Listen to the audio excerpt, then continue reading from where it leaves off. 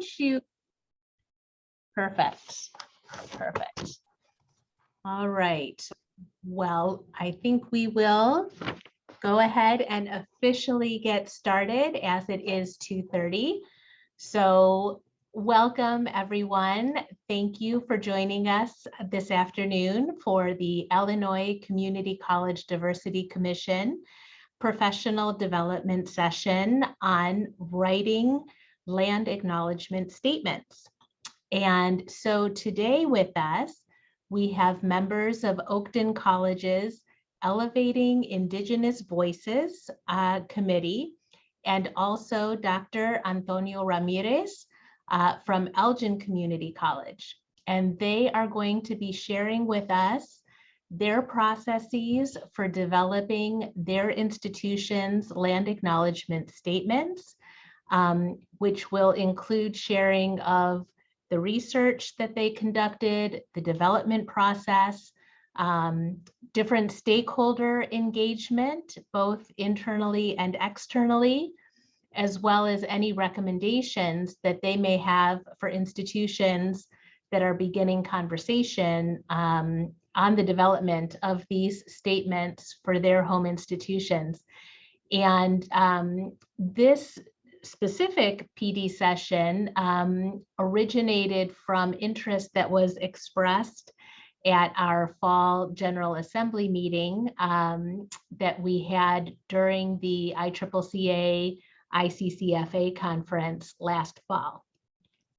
So without further ado, I am going to ask for Dr. Antonio Ramirez to lead us off.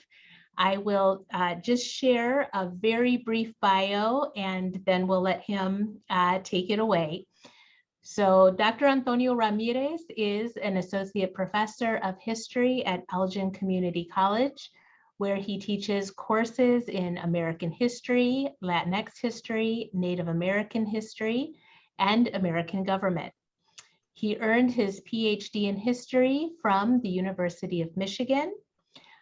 Previously, he has worked as an educator, journalist, and community organizer across the Midwest and Mexico. He currently directs the Chicagolandia Oral History Project, an online multimedia archive of life histories of Latinx people in Chicago suburbs. He also serves as co-director of Elgin Community College's new Center for Civic Engagement. So welcome and thank you, Antonio. Hi, thank you. Good afternoon, everybody. I'm really happy to be here. And I know that our diversity coordinator, Anthony Ramos, had a family emergency, so he's not going to be able to make it, unfortunately. But he's really been a champion of the land acknowledgement and other really important, diversity and inclusion efforts at Elgin Community College. So I will read the land acknowledgement to start off with. And I really am just going to give kind of a brief framework of how we approached the land acknowledgement.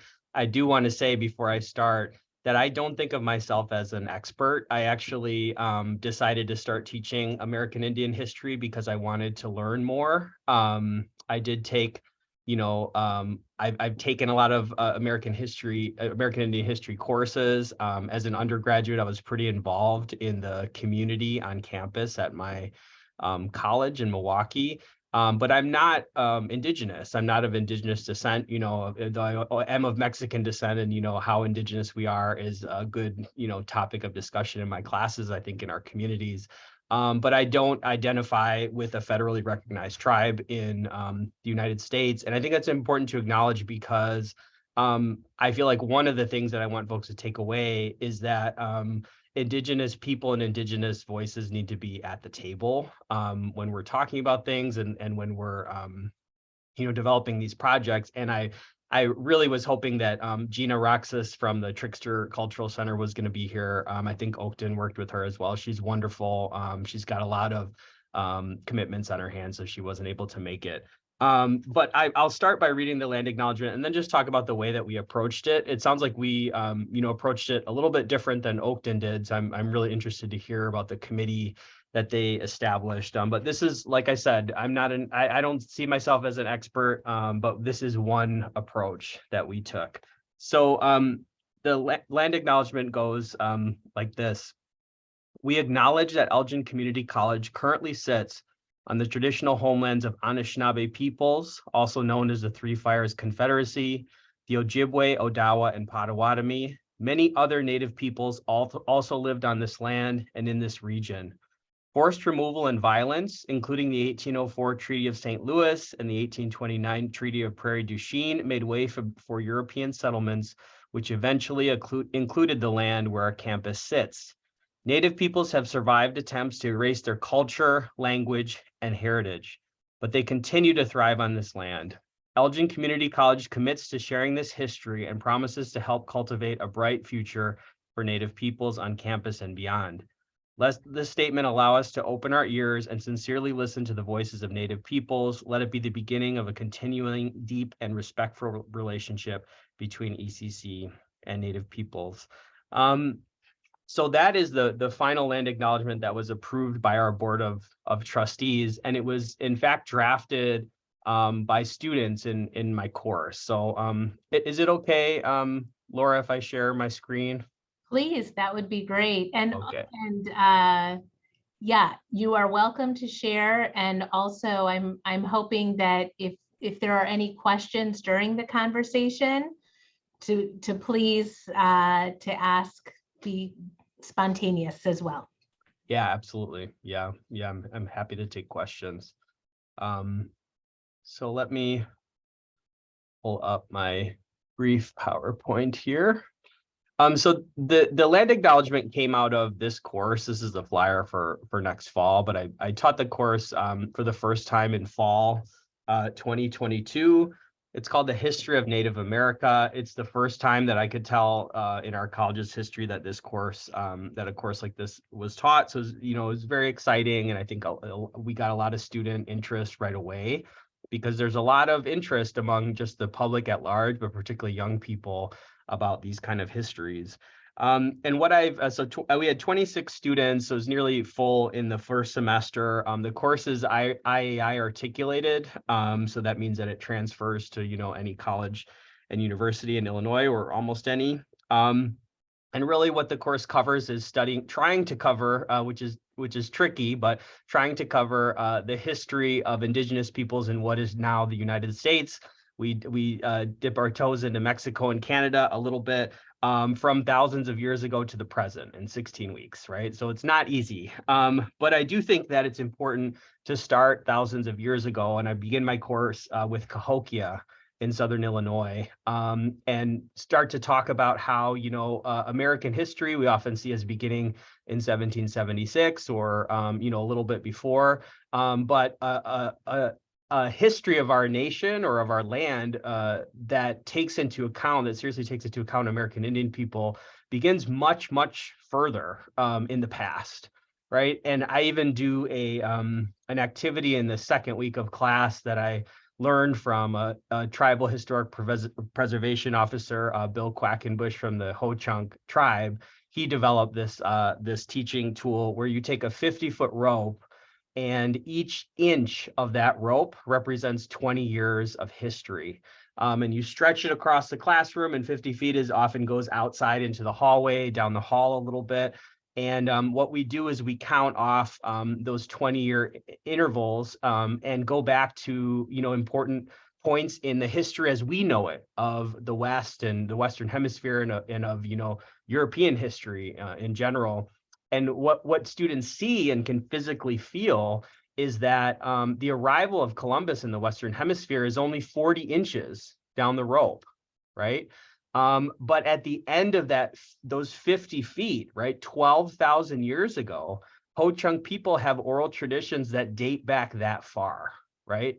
And they were here that long ago, and even probably before, right? So I think even from the first weeks, like, students are really engaged by this new way, right, of understanding the land that we live on, and our own history. So, the course is just kind of a standard course that that covers, we look at primary source documents and secondary source documents, but really the signature where the land acknowledgement comes in is that the signature assessment that we work on slowly throughout the semester, the midterm is developed around it. And then the final project, was this assessment, was collectively writing the land acknowledgement. So the way that we did that early on is we started to look at, at what point could we identify that the land seemed to be ceded or stolen, right, or taken, or, we had a lot of conversations on what type of terminology to use, from Indigenous people to Europeans. And what we found, using a database that I'll link to, I can share my resources at the end of this presentation, was this very strange treaty with the Sauk and the Foxes, which is also referred to as Session 50. And what we found is that the very easternmost portion of where our campus sits was included in this treaty. And the interesting thing that we found about this treaty, which I didn't know when the class started, is that this is in fact the treaty. It's widely considered, even at the time and especially today, considered as an illegitimate, kind of a hoax, right? As a trick, right? Played by the U.S. government on these tribes. But it was a massive land cession that a few representatives who did not speak for and did not have authorization to sign over all this land, that were representing the Sauk and the Fox tribes, signed over, and the U.S. government understood this to mean that they controlled the land and that the Sauk and Fox and other native groups could live on this land until essentially white settlers started to arrive in large numbers. But the important thing about this treaty is that this is actually the treaty that was led to the Black Hawk War, right? So Black Hawk, his complaint, right, about losing the Sauk and Fox land around Saucana, was actually as a result of this treaty, right? So what we found is that one of the most critical moments in European Indigenous history, and one of the most violent in the history of our state, was actually directly related to the land where our campus currently sits. So I felt like that was an important learning moment for the students. It was an important learning moment for me as well, which I wasn't aware of. So that, contributed, learning that history. We had a guest speaker on the Black Hawk War as well. Really contributed to, pushing the land acknowledgement forward. And that's why we acknowledge the specific treaties, right, that contributed to the cession of this land in our land acknowledgement. And I just want to talk a little bit more about how the course, how I tried to structure the course and the processes in the course. We did end up visiting the Trickster Cultural Center, where Gina Roxas was really, really instrumental in helping us improve this land acknowledgement. I had a couple phone calls with her first, and after we had looked at several examples and then drafted the land acknowledgement, we brought it to Gina. She gave us a tour of the Trickster Cultural Center, which is in Schaumburg. And we sat around and she gave us her feedback, and she didn't hold back. She was very honest with the students and honest with us. And I felt like it was a good, learning experience for students in terms of, just listening and being culturally humble, because what we were doing, right, was trying to represent the interests of people that weren't represented in our course, right? So I felt like Gina really contributed quite a bit to this process. We also ended up going to a powwow that was held at a park nearby our college, and it ended up being a powwow that was they were organized around the country to defend the Indian Child Welfare Act, which actually probably in the next month or so, we'll hear whether the Supreme Court overturns the protections that Indigenous children have to be placed with Indian families. It looks like they probably will overturn that law. So we're living at, a very important kind of worrying time American Indian legal history. So this event talked all about the adoption of American Indian children to non-Indigenous families, that long history. It talked about the 1978 law, the Indian Child Welfare Act, that will likely be overturned by the Supreme Court very soon.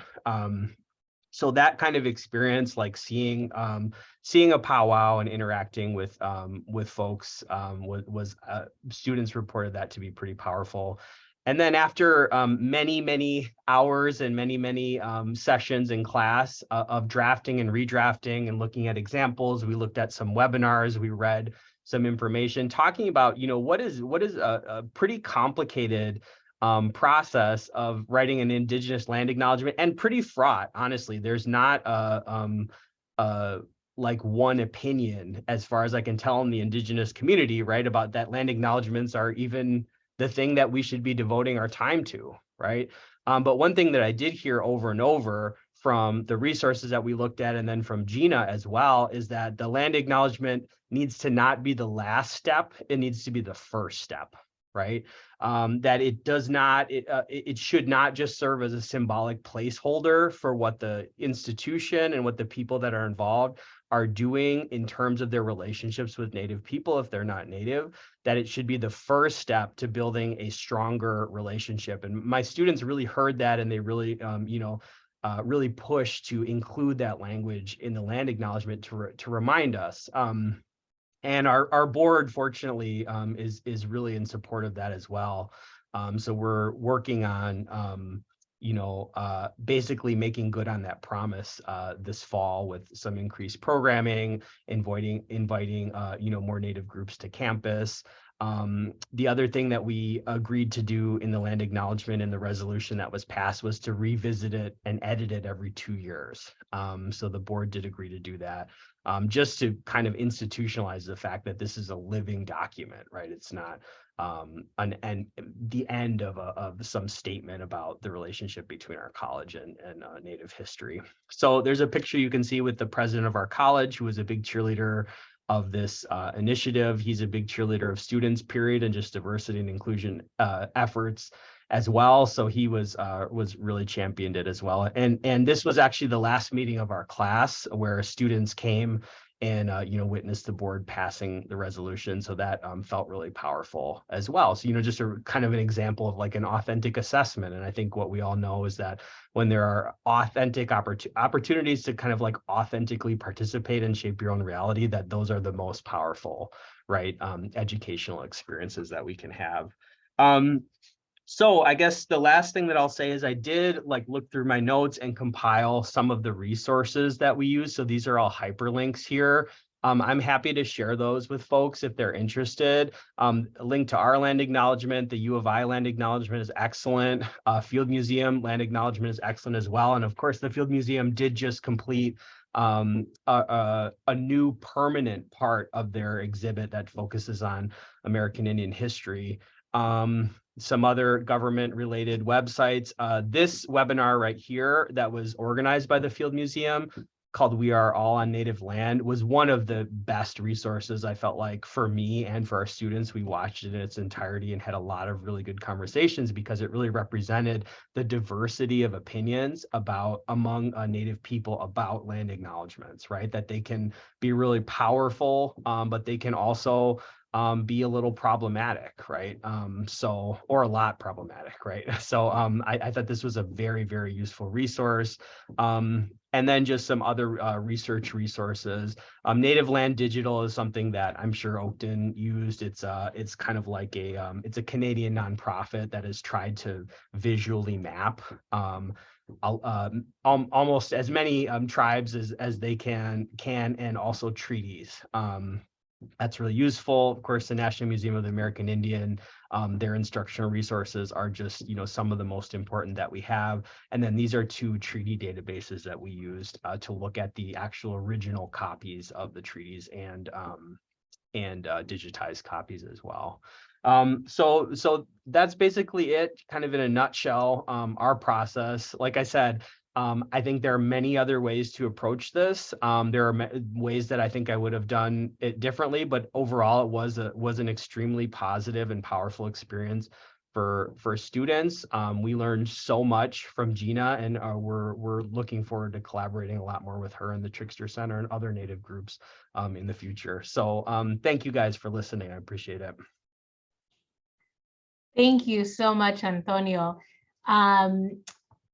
Before we transition to our colleagues from Oakton, are there any questions for Antonio? I have one right off the bat, Antonio, if I may, because sure. I'm fascinated that it was a student-led process.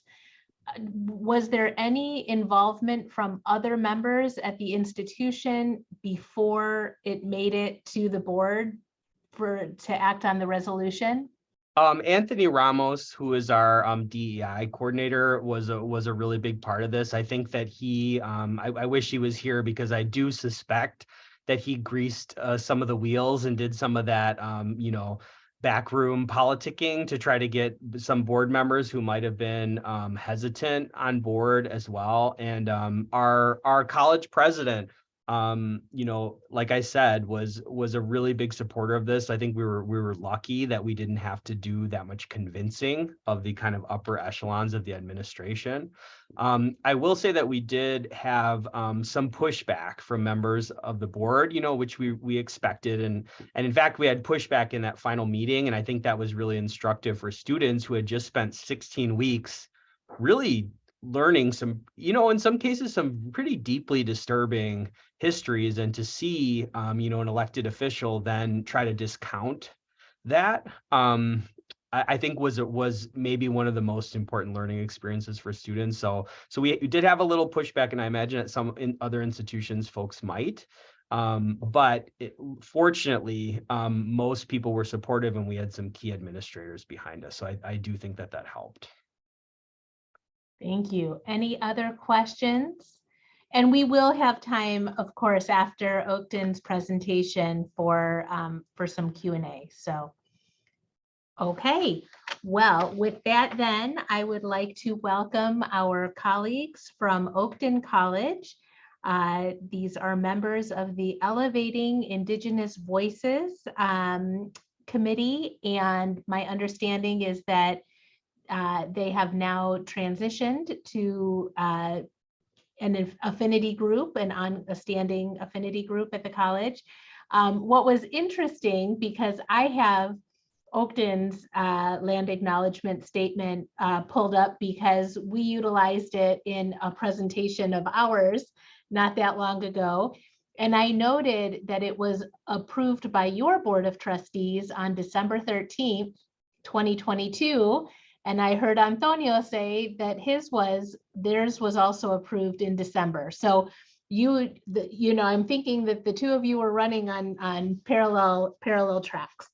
But with us today, we have Thomas Bowen, Professor of Philosophy, Dr. Paul, and I'm going to ask you to pronounce your last name, please. Sure, it's Galesian. Galesian. Distinguished Professor of Biology, and Dr. Shannon Sloan Spice, Humanities faculty. So thank you. If you would please share with us your story. Well, if you don't mind, I would just start very quickly by noting that Gina Roxas was at the core of our journey as well. So it's interesting to know that she played such a core role for you as well, Antonio. And we started much earlier, though. So ours started about the fall of 2019 was when we really started the process. It was much more informal, and it wasn't connected directly to something like a class. It was actually connected to a group of students who wanted to do an Indigenous Peoples Day presentation on Columbus Day, the 12th of October. And they worked with our student life director of inclusion and equity to sort of put that together, and some faculty as well. I think Shannon and Paul and myself and some other faculty were also involved in that. And then that following spring, we began the Elevating Indigenous Voices at Oakton, with the idea of taking the land acknowledgement that Gina had sort of started for that presentation and turning it into an official one. And it was an interesting process, but we started as this informal group of faculty, students, and staff, and then we got a grant to develop a process working with local community organizations. So the Trickster as well, also the American Indian, why did I just lose that? The American Indian Center in Chicago, right? And then we hosted a few, this was the beginning of COVID, right? So we hosted a few, so in 2021, I think it was, we hosted a series of Zoom seminars with local indigenous leaders and activists. So Joe Podlasek from Trickster, a couple of educators, I think Mark Denning. Right? Gail, how do you say his last name? Gabriel Ayala too. Ayala, right? Gabriel Ayala was there. And Joe Podlasek's son as well, who was a student at Michigan University, I think, at the time. And so we had a variety of different perspectives, again, talking about land acknowledgements. And I'll sort of stop there and let Paul and Shannon pick up parts of the story, and then we can all sort of jump in with different aspects. I think we can all sort of tag team. So Tom is right about when the group formed, but just to give a little additional context, I think we can go back a little bit further too, for interest of this at Oakton.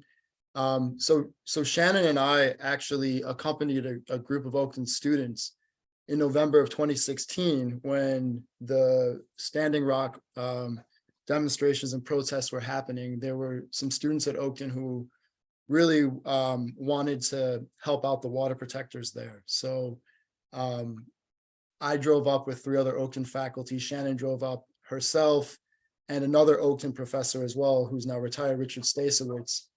We all went in November of 2016, and we helped out at the camps for a while there, over a weekend. It was actually, when I was up there, it was literally the week after the 2016 election. And Shannon was up there for a bit longer than myself, I think, as well. So part of the interest in social justice and environmental justice, in particular with connections to indigenous communities, I think had been growing at Oakton among students, faculty, and staff for a while. And so, I think there was a lot of sort of grassroots support for doing these sort of things. So that was happening, 2016. Gina Roxas is an alumnus of Oakton, and she's taken a couple of my classes. She's taken a couple of Tom's classes.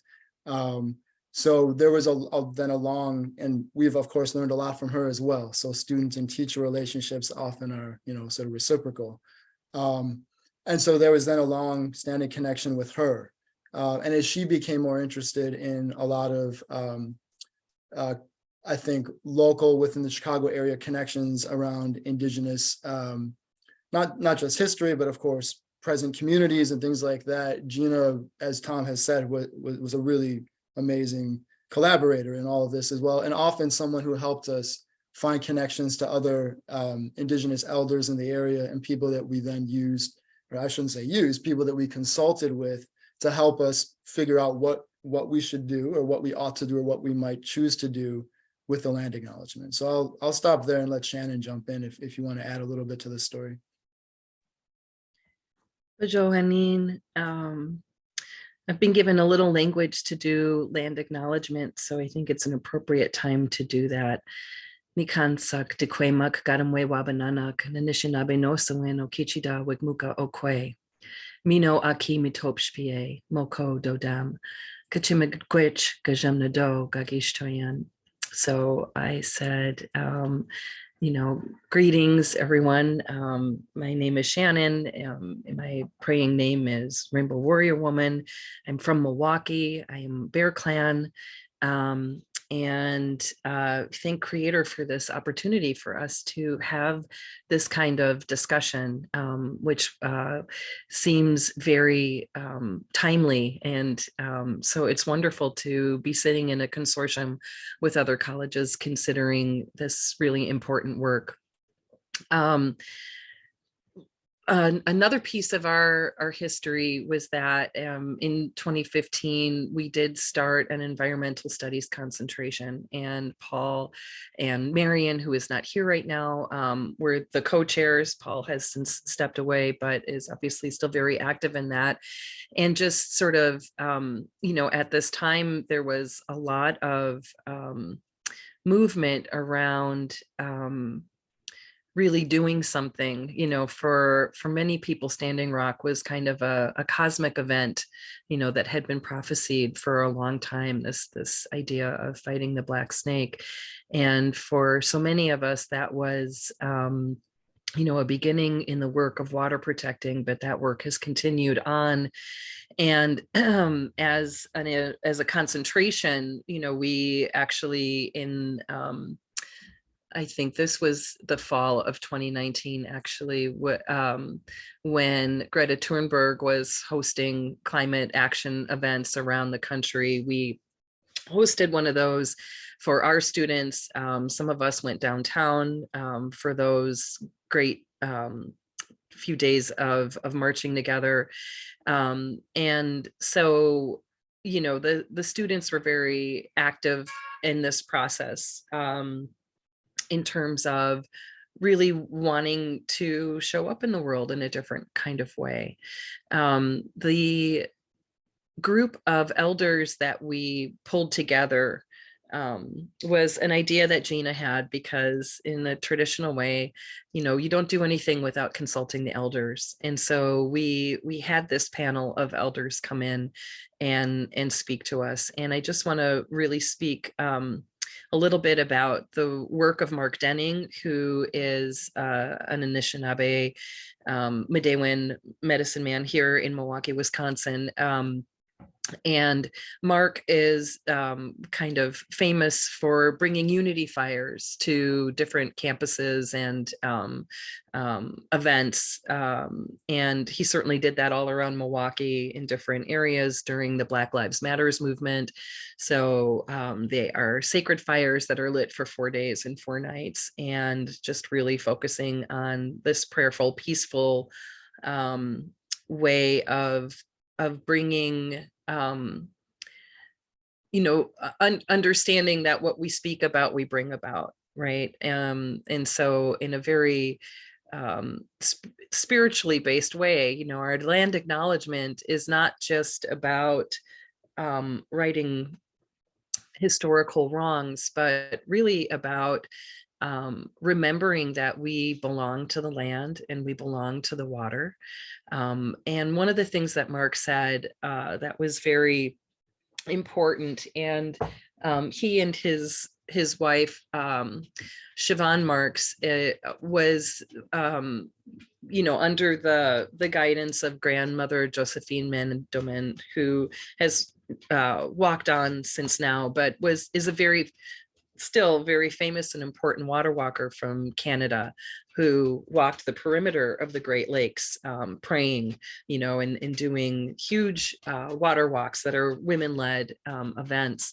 So one of the things that Mark said that I think was very important to us, having, Paul and I having been at Standing Rock, was this acknowledgement of the water as much as the land, because water is our oldest living ancestor, right?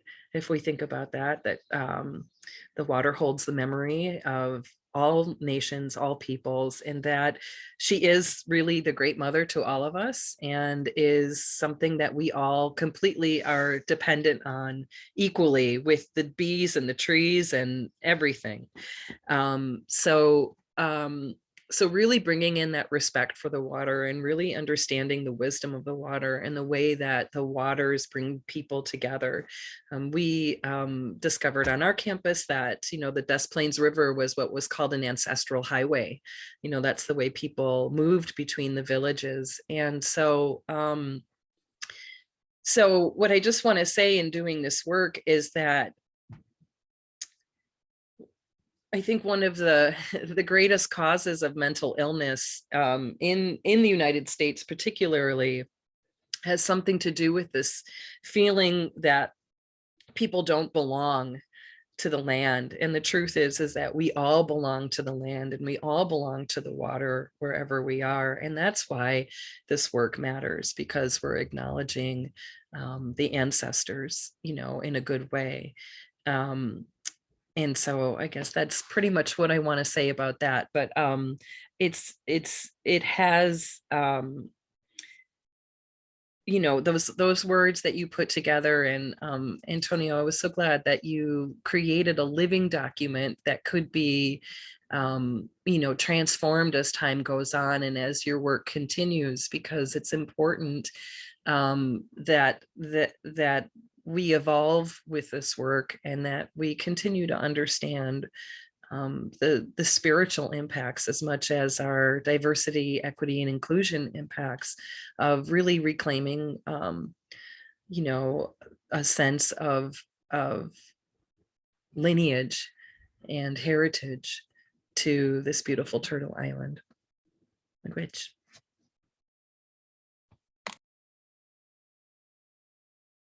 So it's Tom, I don't know if you wanted to detail a little bit more about our specific process of drafting language and what we. I can do that. Sure. So I think we mentioned some of this already.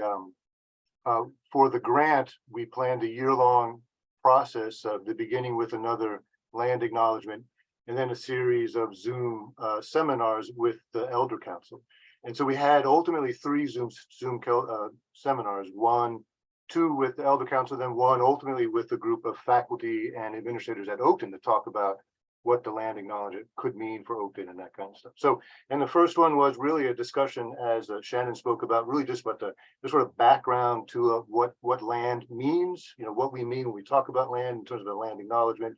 What does it mean to refer to or to think about or talk about Indigenous people as being a part of the contemporary landscape, you know, making sure you don't sort of historicize them or push them into the past, but making sure you keep that, you know, as Antonio was suggesting, by keeping it a living document, but making sure you're always referring to a present tense, right? Making sure you always can be contemporary. So there's a lot of little lessons like that that we learned in that first one. In the second one, we did more with the sort of meaning of a land acknowledgement in terms of people's experiences. So this is where Joe Podlasek, he was at the time the head of the Trickster, his son was there, and also Desiree, who was at the time a recent graduate and at the time working at the Trickster as their art, I think, organizer or art administrator. And so they both talked about the importance of being recognized and having that kind of recognition on campus, but also the kinds of dangers of making it too performative or being performative and stuff like that. And in both of those cases, our desire was to reach out to the broader community, both the Oakton community, so faculty, staff, and administrators and students, but also we invited, this was also a public, if I remember correctly, in both cases, open to the Oakton community more broadly, right? So people chimed in who even weren't working at Oakton or weren't students at Oakton, weren't faculty. So it was really, we wanted to make it as broadly participatory as possible. I remember for sure the first one, we had about 80 participants. I wasn't able to find the data for the second one. And then the last one was really important in my mind because that's where we sort of brought it home again, where we sort of talked about the idea of the land acknowledgement. And here we had people like Madre Deshmokh, who was the head of the Peace and Social Justice concentration at Oakton. I think Kristen McCartney, who was head of our honors program at the time, was there. Ilio Lott, who was our vice president of academic affairs, was part of this panel. So there's a panel of administrators and faculty to talk about what a land acknowledgement might mean for the school and for the community of the school and stuff like that. So that's another way of sort of getting community buy-in to the passage. And then it took us another sort of year to hammer out language, both talking to ourselves and sending it around. One of the things that was really important was Shannon's insistence on the reference to water. The other thing was really talking about what it would mean to make it a living document, that is what it would mean to make it not just a commemoration, but a call to action. And so that's why we have 2 paragraphs to our land acknowledgement. I suppose we should really share that with you. I know you had it called up. I don't know if you want to share your screen. Sure, I would. Yeah, please do, please do.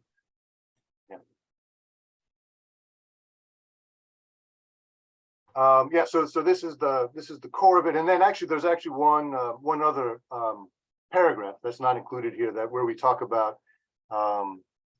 Let me see. I have it too, if you want. You have it, Paul? Oh, okay, I'll stop sharing.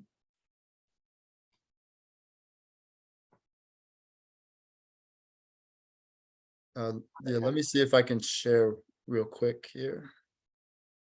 All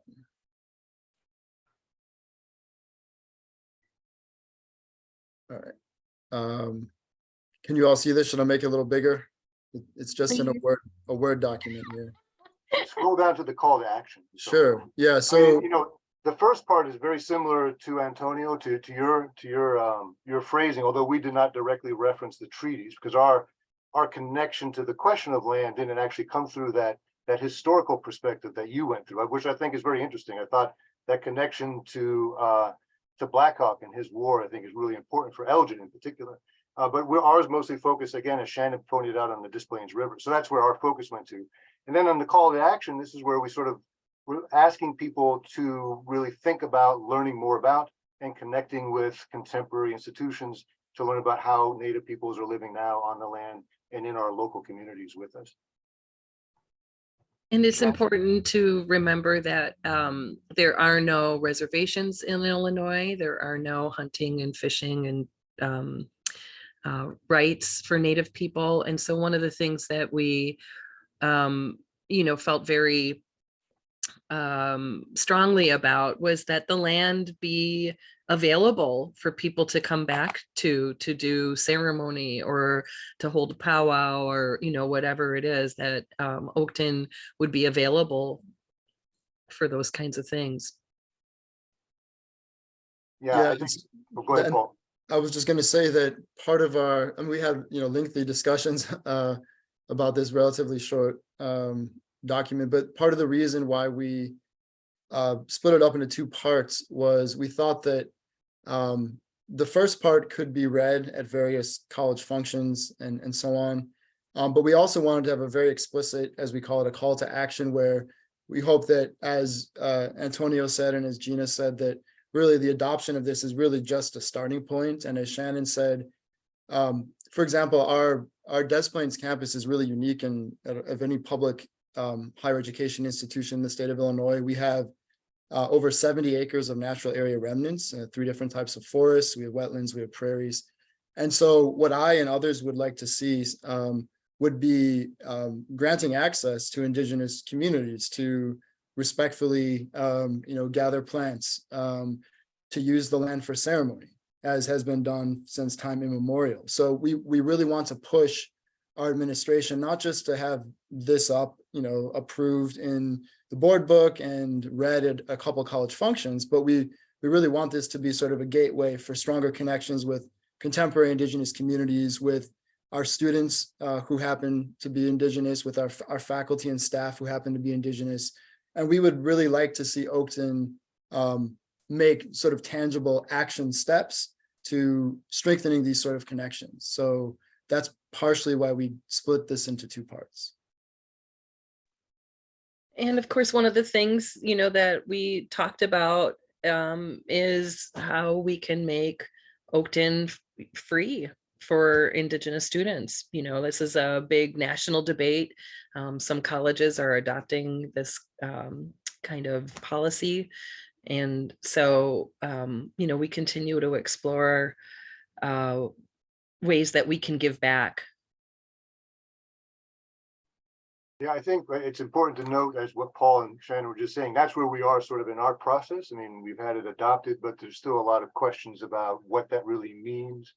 For example, there's even still some uncertainty exactly when it should be read or how much, so there's still a lot more we're working out, both in terms of our own understanding of what it means to adopt it, how to enact it. Some of that work is actually happening, so as Paul was talking about with respect to the land, our naturalist on Oakton is beginning already this process of trying to clearly identify the land as indigenous, that is using indigenous language in order to articulate the usage of trees and the name of trees, and opening up areas like that for more knowledge and more information like that to flow. Yeah. And there she's been working somewhat with people like Trickster and other organizations to get information and knowledge. And so that's part of it. We're continuing that work, but it's that's where we are right now, and it's really at this point we're not sure how to push forward sometimes administratively, how to open up some of those questions, like the one with subsidizing or fully subsidizing access to Oakton's educational mission. Our educational access to our resources would be great, Of course, there's that state issue, right? So then there's the question of using our foundation perhaps to subsidize and stuff like that. But all of that's just, there's just more fighting down the road. But that's what it means, right? I guess to have a living document, you have to keep it alive, right? By push. And to just build off briefly what Tom mentioned, sort of another tangible step that our naturalist Amanda Krause has helped us do. So we have a really beautiful grove of sugar maples just to the east of the Des Plaines River. And we really have a sense that this would have been a place where sugar mapling would have been done when, for hundreds of years, if not literally in that place in groves like this. So we've created sort of an outdoor classroom out there. And as Tom mentioned, some of the signage then that is posted in this beautiful part of the woods. And we do tap the trees and we boil it down and we make syrup and maple sugar candy. And we sort of honor, we try to honor the ancestors with the signage up there. So we have sort of a poem and a prayer, an Anishinaabe poem and prayer about sugar mapling. We have essentially another sign that posts about Indigenous history in this area.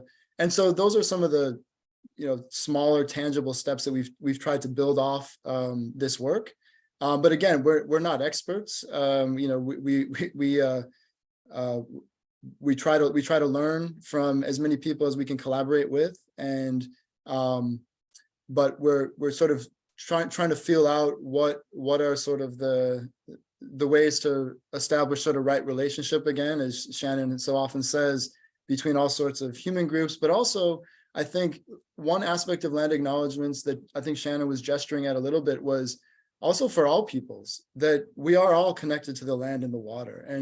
And what does it mean, sort of to think of ourselves as becoming a good ancestor, right? Which I've heard from many of my sort of Indigenous colleagues and friends, which that's a really important strain of thought that you often don't see in sort of Western culture. What does it mean to become in your life today and tomorrow a good ancestor, right? And so I think part of a land acknowledgement can also be about establishing better relations between all species, and to find ways to, it shouldn't take away from acknowledging some of the historical injustices, don't get me wrong, but it can also be part of sort of the present and our own present relationship with land and with other species and with each other. So I think that's also a really great opportunity, but how exactly you weave that in is tricky potentially. And there's not a clear path about what's the right thing to do. This might be one place where, when you think of it as a living document, it's a place you can work towards, right? A kind of more fuller understanding of what land means in terms of that kind of acknowledgement. It does seem to me, though, that as you were saying, Paul, it's really important to make sure that at least the beginning parts of it are an acknowledgement of colonialism and the realities of colonialism and how that has shaped the land now, and how to sort of open up the ways in which it's blinded us to the realities of much of the reality that we live in many ways. So there's a very critical attitude, I think, to at least the beginning parts of it. And then I think you're right, Paul. I really do like the idea of ultimately extending it past that kind of human nature boundary to sort of, which is, I think, a vestige of colonialism itself. But I do think an important part of it, as Antonio was saying in his journey, is part of that learning that history of how this land has been shaped. Because I think a lot of that's lost. We don't learn it. And many of our students are surprised when they hear about it. And we did get Oakton to change Columbus Day to Indigenous Peoples Day, which was, initially what was our first initiative with Gina opening our first ceremony. We continue to have programming around that.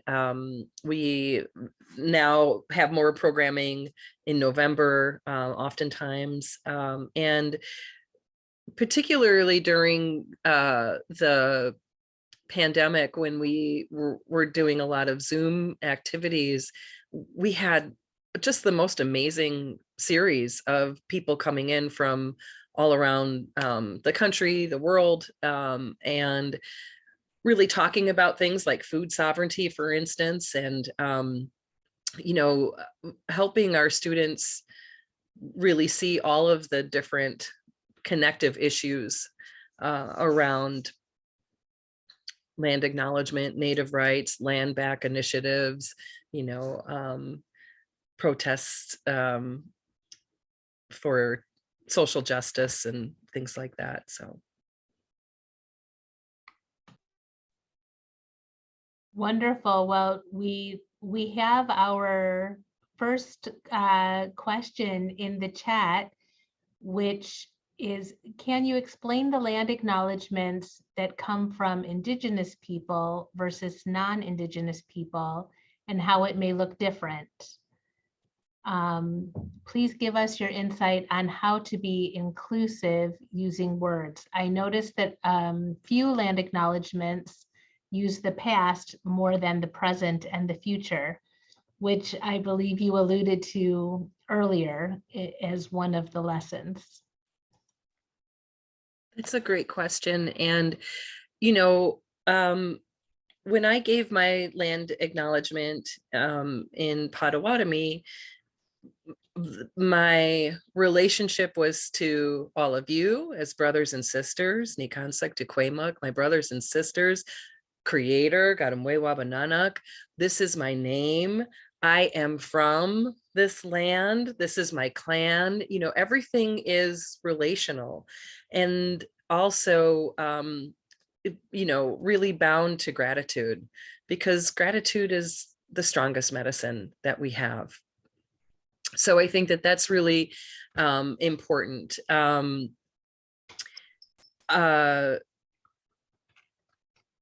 You know, I was told that even if you have a little bit of language, to use the language that you have, that is important for the ancestors to hear that, you know. So even if you have a single word, don't be afraid to use that one word, you know, and just notice that, again, your land acknowledgement is about relationality. How are we all connected? Again, in that present moment, how are we united in this? And, you know, I loved what Paul said about how can we think of ourselves as future ancestors. You know, right now, after turning 50, right, I'm at a stage of life where I am really immersed in how am I being a good elder. But that next step absolutely is, how do we become good ancestors, right? And so the Western culture doesn't have that same kind of ancestral relationship for the most part, but it's very important. It's very important to do that kind of work. And there's wonderful people out there helping people get connected, you know, with that. You know, Dr. Daniel Foor in his ancestral medicine, he does some really beautiful workshops and trainings in ancestral medicine. But I think it's really about the present relationship as much as acknowledging the past. Thank you so much. Are there any other questions for either our colleagues from Oakton or for Antonio? I know I have about 12, but I want to make sure that everyone has an opportunity. And feel free, this is a very, you know, just, you're welcome to unmute yourself and just share so that we can have a dialogue together. We know, Antonio, could I ask very quickly where your school is at in terms of the usage of the land acknowledgement? Is it on the website? Have you talked yet about how you're going to do it? I mean, just out of curiosity, because that's where one question we are at right now is, when should it be said? How much of it should be said at which kinds of functions and those kinds of questions? Yeah, so the acknowledgement went up on the website pretty quickly, and the plan is to read it at convocation and at Board of Trustees meetings. I do think that one of the benefits that we have is that we have, you know, a very active person, Anthony Ramos, who's in, you know, all of kind of the administrative meetings, and you know, he's kind of the conscience of the college and is pushing for these kind of things. And doesn't let them slip by. So yeah, I do fully expect them to be read at the acknowledgement to be read at board meetings and then at our convocation. So just to give a little context, we still don't have it up on our website to my knowledge. Is that true, Tom? I haven't found it there. And also it was, any land acknowledgement was, in my opinion, conspicuously absent from our recent commencement last week. For example, 30 minutes into the ceremony, I was texted by one of our full-time faculty members who happens to be a Menominee, Jane Blacker, who would have been here if she wasn't otherwise engaged. And she's like, there's no land acknowledgement. You're like, what happened? And I was like, I don't know. So I think we need to have ongoing conversations, and this is not to like cast blame on anybody, planning commencement, but to us, it was kind of an oversight, I do know that a version of it is read before the monthly board meetings. We actually have the board meeting tonight. I guess we could check and see 6 p.m. tonight if it's done there. But to Tom's point, we're still sort of in early stages about how does it get integrated? How can it be more than just performative, right? Because that's really what we don't want to happen. We don't want it just to be something that's strictly performative, because in some ways that's I don't want to say it's worse, but yeah, it's almost worse. Well, and I was wondering about yours with the part 1 and the part 2, along those lines, sort of the practical application, like in what context would that call to action be read and be meaningful, for the folks that are listening? Part of that division comes from comments made by Joe Podlasek, who constantly cautioned us to not make it too long, to keep it, short, and so that it didn't get in the way of the work that the meetings were going to be designed to do and things like that.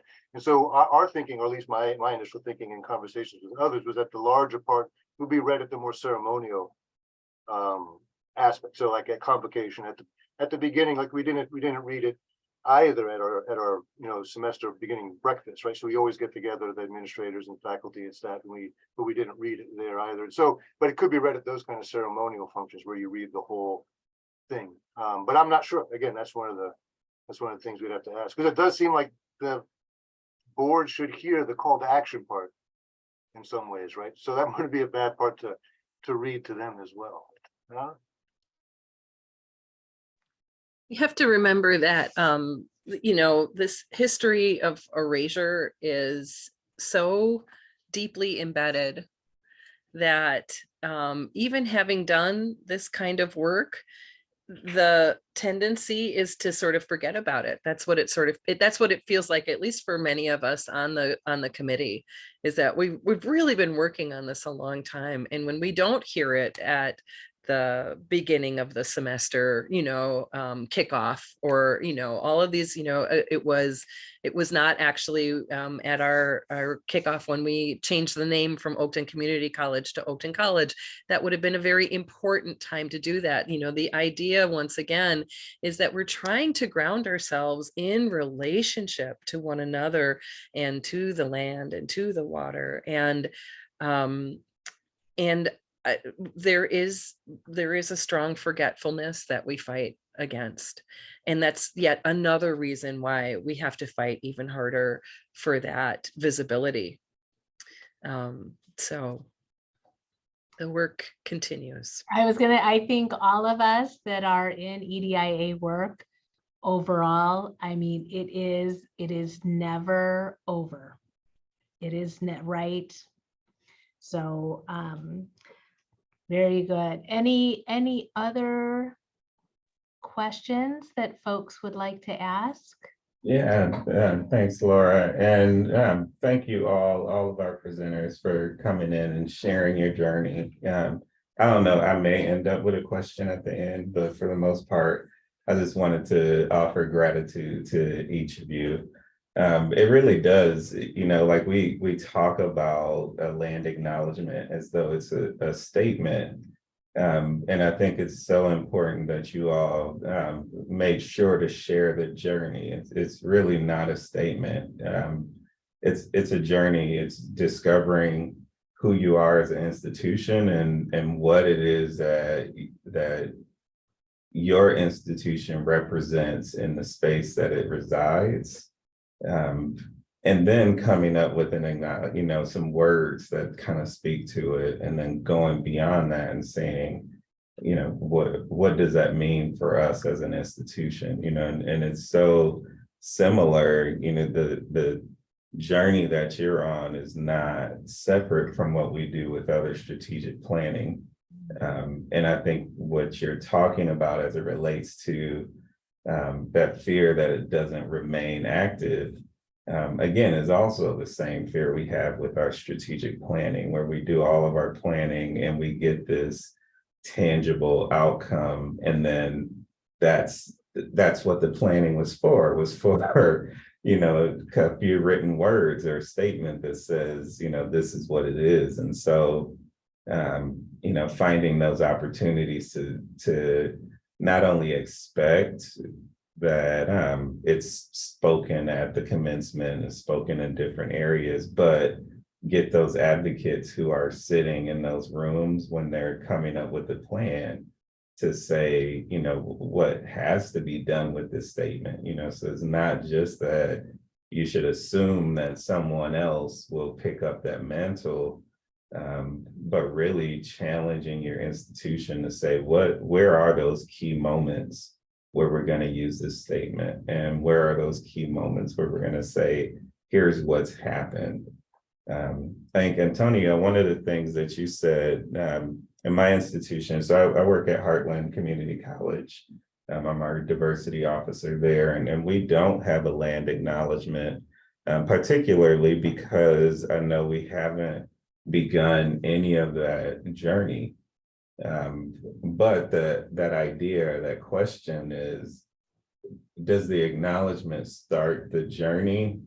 Or, do we start with that, or do we just start with the fact that we don't have one and we know we should have one? Because I can easily pull from the work, Illinois State University has done a fantastic job of pulling together the history of our community. And yet Heartland has not kind of experienced the fullness of the history. And so while we could have an acknowledgement that kind of speaks to a similar refrain from Illinois State, I know that it also requires a journey. And I guess wonder, do we allow the statement to stand for our Native students, even if we haven't committed to those next steps? Or do we really wait and just make those initial steps in the journey a part of the planning for me as a diversity officer? So any thoughts that you have, I'd appreciate them. Thank you. Yeah, I thank you for that question. I think it's really interesting to see kind of the two very different approaches. It sounds like Oakton has spent many years really being thoughtful about this and developing a lot of relationships and really getting the buy-in of the campus community. And we took the opposite approach, where we spent a semester, wrote up a land acknowledgement. I got a lot of commitment from students and some key administrators, and I'm hoping that it could be a catalyst to do something more like what Oakton has done, right? Which is develop real relationships with Indigenous organizations and really try to figure out, how we can support Native students on our campus and how we can, consider all the things that Oakton has already considered. So, I think those are just two different models. I just, want to acknowledge that, that I don't have the answer, but it sounds like there's a lot of different ways to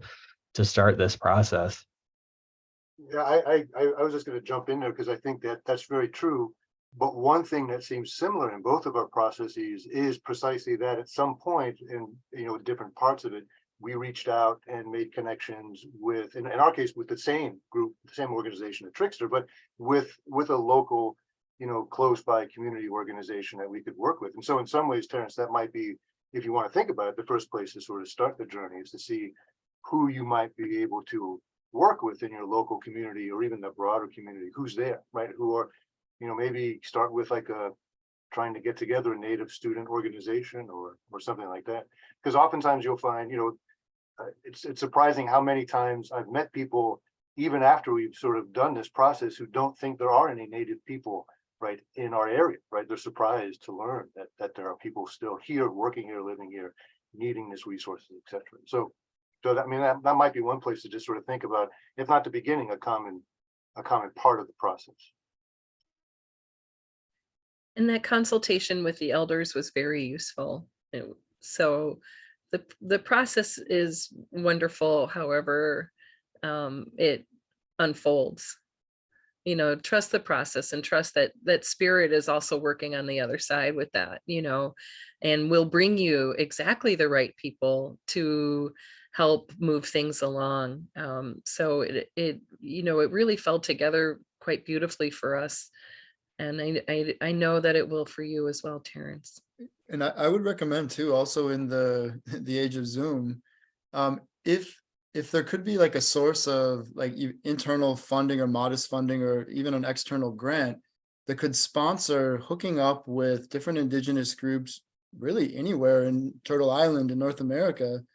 There's so many great resources and people out there. And I think in sort of the age of Zoom, I think, of course, it's great if there are local organizations and people in your community, but I learned a lot from the 3 sort of Zoom seminars that we hosted when we got that funding from our foundation, because one of the things that was really helpful to me was that there were lots of different perspectives amongst the indigenous elders we brought, and people were not in agreement about lots of things. And that was really great to hear, because I think sometimes we often, or maybe not, I shouldn't use the royal we, but we certainly sometimes have a tendency to think that certain groups are monolithic in their thinking or their experiences, and that's not the case at all. So if it would be possible to have a little bit of funding that you then could pay indigenous consultants to help you do the work, to start the conversations, I think I think that was one of the most valuable things in our process. I don't know what Shannon and Tom feel, but I thought that was really, and also to make it public to the community, that also just builds to let anybody join, to listen to that conversation, or to be part of it, to ask questions. I think that was really helpful in our process. Yeah, that's great advice. And I think it is, I mean, what better way to start a discussion than to ensure, you know, emphatically that you're speaking to members of the indigenous community first before you ever get moving on anything, regardless of what it might be. And so that's, yeah, I think that would be, and it's you know, it's not easy step, but it's definitely not an intense step to say, you know, who in my community knows the indigenous elders. And if they're not sitting in Bloomington Normal, how far out, and speaking with, you know, I know we have faculty, if not here at our previous, you know, other institutions that have gone through the full journey that can, at a minimum, connect us with a community or population. So that is great recommendations. Thank you all.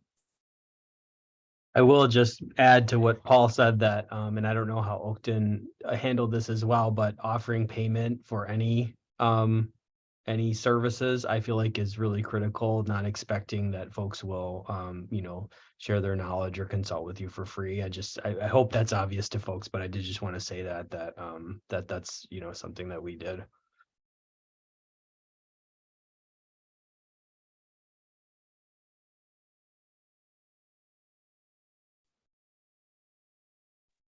Wonderful. Yeah, no, that is the compensation piece, I think is important, right? Demonstrating that you value, because we need to support folks holistically. So that is important.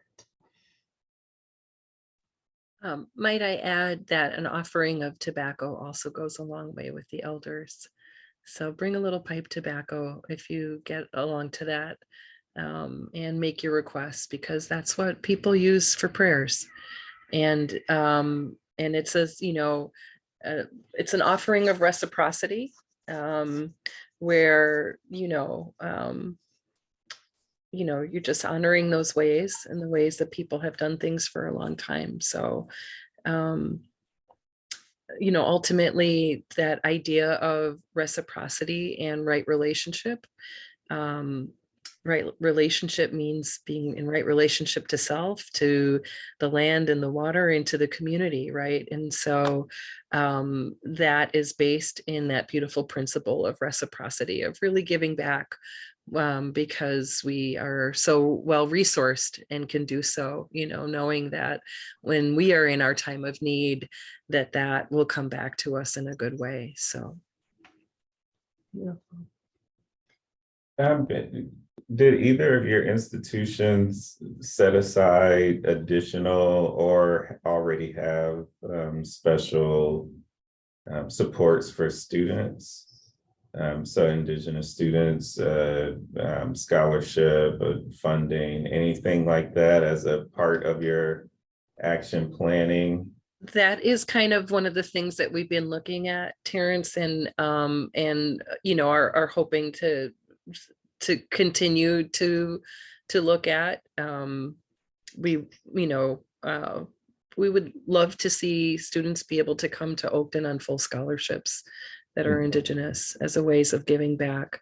There's a lot of complications with that, obviously, but hope that is one of the next things to kind of consider, because ultimately, our Native population is about 1% of our student body. It's not that huge of an effort, but where it gets tricky is the fact that the quantification of blood and tribal enrollment is very tricky. I know in my, my own past, and in many people's past, that these things that, well, it was the #1 racist policy in the United States. And so it is devised to make Native people invisible, and to not be able to claim, tribal affiliations. And so then you get into, different kinds of waters, like, is it a genetic thing? Is it a cultural thing? It's a kind of a both and sort of thing, for my own self, because our family history was so diluted. I actually apprenticed myself to a medicine man when I was 15, who has adopted me into, as his daughter. And so I claim my own lineage through adoption. But it's important to know that that's where a lot of the communication breaks down. How do we determine who is Indigenous enough for support? Yeah. Yeah, I mean, I agree that would be I feel like the ultimate goal, but it does get into some pretty tough waters. I have one of my best friends is, I'm from Milwaukee, actually, Shannon. So I wanted to mention, you keep mentioning relationships and reciprocity, and it was actually the Native community in Milwaukee that, really nurtured me, the American Indian Student Center at UW Milwaukee, and Diana Moore and Celeste Clark, and but a good friend of mine from Milwaukee, her grandmother started the Indian Community School, which is this wonderful school in Milwaukee. But my friend is not an enrolled tribal member, right? So developing, you risk repeating some of the policies that Shannon was mentioning, that, the government determining who is Indian enough, right, to receive these things. But I do think that, in terms of a type of reparation, that full scholarships for Indigenous students would be a really good goal. But I did want to acknowledge my Milwaukee community, because I'm in part doing this, right, in large part because of what they taught me. So, yeah. Thank you, Danita.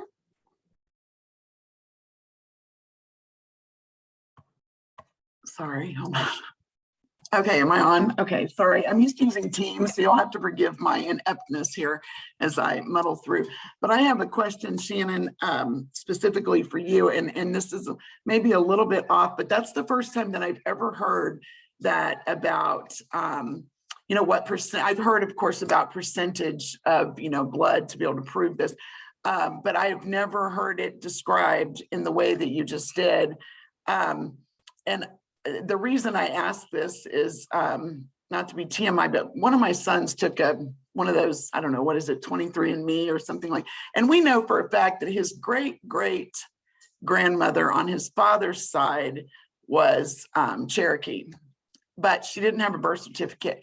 But it didn't show up in this test. And I said, well, that's highly suspect, right? To me, that's highly suspect, but I didn't know why. Could you just explain just a tad, if you don't mind? And I hope we're not going too off, but I am completely uneducated about that and have a granddaughter who's about to be born, because now that son is now with someone who's Northern Cheyenne.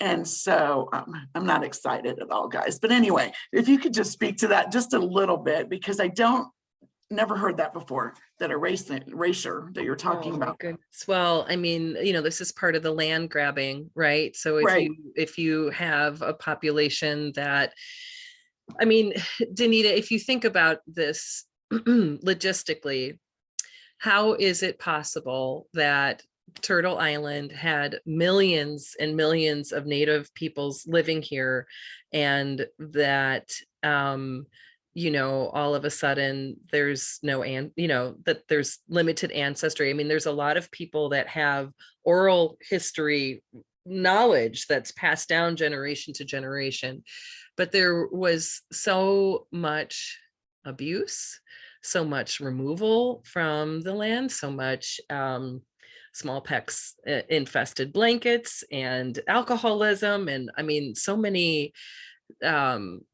strategies, the killing of the buffalo, for instance, I mean, there's a lot of and that is about that. And this is why the land back is maybe a phrase that you might have heard as a very big issue in terms of Native sovereignty right now. If you take a 23andMe test, you will also find a disclosure that will say, if you find any Native blood in this test, this doesn't mean that you can go and try and become tribally affiliated, because it's also a cultural affiliation and you don't necessarily belong. And so really they're kind of covering their butts a little bit too. And a lot of those tests may not actually reveal the Native ancestry that is actually present, because this policy is still in place. And, there would be a lot of contention, I think, with the US government, and a lot of having to lift up the rug under which we've swept so many of these policies. Again, that's why remembering to use the Native to use the land acknowledgement is so important, because it is pushing back against that erasure that is so ingrained. And it's why people so easily forget to do them at the beginning of every single time they start an event. It should be done. That's the answer. Every single event, it should be done if we're doing things in a good way. So, it's very painful. There's a lot of people that go and take those tests and are devastated because it doesn't show up in their history, but you'll get, a certain percentage of non-specific DNA. And I think that's where you might find things that's not named, so naming and claiming is very important. Sure. Well, thank you so much. And he and his partner were not, they both did them, but they were going to have a child. So they both did them. And it certainly wasn't that. But when he told me that, and he said, I said, it's true. And it just seemed very suspect, but I appreciate that. And I also appreciate you very much explaining how the land back absolutely correlates then and is all connected with that as well. I appreciate that. Thank you so much. Can you imagine if the ancestry that really may be present was revealed, how that would complicate politics? Yeah. Naturally, right? Yes. Hi. Oh, thank you very much.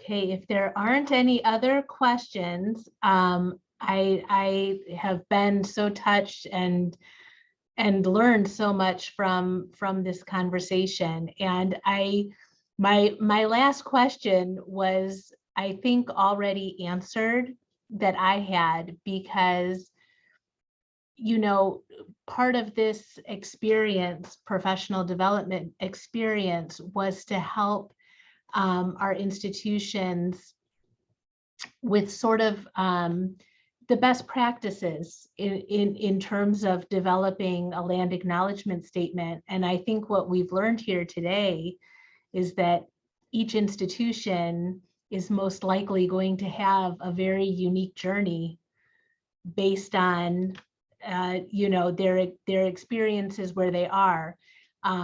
However, I do feel that you have all shared some practices that we can definitely explore with our home institutions, making sure that we're looking to be, you know, get connected. But before I make any assumptions, is there anything from your processes that, if, you know, as you're sharing with folks who are perhaps about to begin this journey, anything that you would definitely highly recommend, like connecting to local organizations, or anything that you did that you're like, boy, wouldn't do that again? Any words of advice that you'd like to share? I think Paul alluded to this earlier, but you know, the land herself that our campus sits on is an essential member of our community. And she is beautiful and diverse and so giving. And it's such a joy and an honor to be able to sit with her and watch her change through the seasons. And so one of the things that I would absolutely recommend is spend time on the land of your campus. You know, take some time to be in nature, to cultivate a relationship with her, because she talks in so many beautiful ways. So cultivate that relationship, and she will help you stay strong. Beautiful. Thank you for sharing that, Shannon. And yeah, I think I would just say that, you know, bring students along the journey. I feel like I just had a student tell me yesterday, or maybe it was last Thursday, that he said this is one of the most important, you know, educational experiences I've had. And I didn't realize that. I mean, you know how students will kind of stay quiet and go through these experiences that we don't know until later. But I just, yeah, bring students along, and I along for the journey, and you know, they'll learn alongside you. So. Yeah, my sort of last thoughts, just what Antonio said, made me think of, like, so if I just reflect on my own personal experience being involved with some of these efforts at Oakton, I mean, it's honestly, I mean, it should also be about our students. Like, you know, we're student-centered institutions of higher education. So I've changed so much the way I teach my classes in environmental science. I've brought in so many Indigenous authors and collaborators. My students read Robin Wall Kimmerer a couple of times, whether I'm teaching environmental science, whether I'm teaching my plants and society class. The first week, I start with sort of a history of the land as I understand it, and the land and the people. And we talk about settler colonialism in a biology class, although it's environmental biology, but still. I mean, so I would say that this sort of work also can really inspire people to enhance their own curriculum. And to Antonio's point, students really respond to it. Most students really want to learn more. They don't know a lot about the history of this land where they live, right? And so I think it's really an enriching experience for students when we start to integrate some of these perspectives and this interest. And as long as we stay open as students and learners ourselves, it only is a positive, massive net positive for our curriculum, for our students. So I mean, I know for a fact it's changed the way that Tom and Marion have taught massively in the last 5 years. Maybe, I don't know if Tom, you speak to that for a second, but it really can be a powerful process. It isn't just about a statement. Yeah, I mean, I don't know how to follow all of that as final comments. I mean, everything you've all said sort of sums it up very nicely. I mean, I definitely agree that to take this kind of work seriously is not institutional, but also personal. It should really reflect and be reflective in how you basically treat the people around you and how you think about, the relationships you are in. And one of the things to remember is that it's not about scaling it up. So it's not really about seeing if you can do it the same way other people did it, but to be grounded where you are in the relationships you're with and to see what's possible there and how to work with them and how to develop, the relationship and take it in a direction that you think is, good for you and for everyone involved. And I think that's what we're trying to do. And there's going to be conflict, and that's a part of the relationality is conflictual sometimes, right? There's predation in nature, but that's also a process of energy transformation and energy sharing. And so, you just got to keep all of that in mind as you're moving forward.